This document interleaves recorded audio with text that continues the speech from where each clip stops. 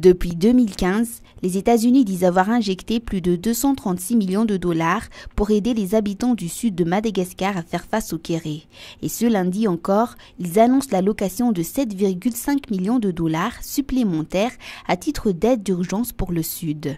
Depuis 2015, le gouvernement américain, à travers le USAID, est le principal donateur d'aide d'urgence et d'aide au développement dans le Sud, ayant engagé plus de 236 millions de dollars au cours de cette période.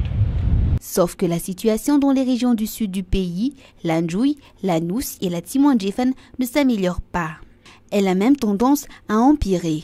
Les dernières données publiées par le Programme alimentaire mondial, ou le PAM, font état de plus de 1,14 million de personnes souffrant d'insécurité alimentaire sévère, dont 400 000 risquent de souffrir de la famine ou sont au bord de la famine.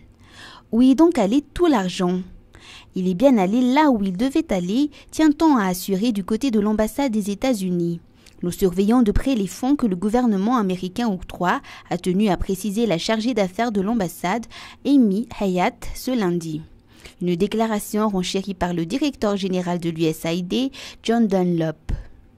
Certaines personnes se demandent où va tout cet argent. Je suis ici pour vous dire que cet argent va aider à garder des gens en vie. Avec le financement que nous annonçons aujourd'hui, nos projets fourniront des vivres, d'eau potable et de soins de santé à 46 000 personnes supplémentaires. Nous allons soigner 13 000 enfants souffrant de malnutrition et 41 000 agriculteurs recevront des semences et d'autres appuis, avec l'espoir que la prochaine saison culturelle sera meilleure. Pour les États-Unis, les aides d'urgence sont plus que jamais nécessaires et utiles dans le Sud, parce qu'elles permettent de garder les gens en vie et les aident à faire face au quotidien. Tant que les gens ne sont pas rassurés sur leur avenir et sur ce qu'ils vont manger, ils ne sont pas prêts à aller de l'avant, estime Edira Souanev, spécialiste de la sécurité alimentaire au sein de l'USAID. Mais les aides d'urgence n'empêchent pas les États-Unis de soutenir les régions du Sud avec des projets de développement.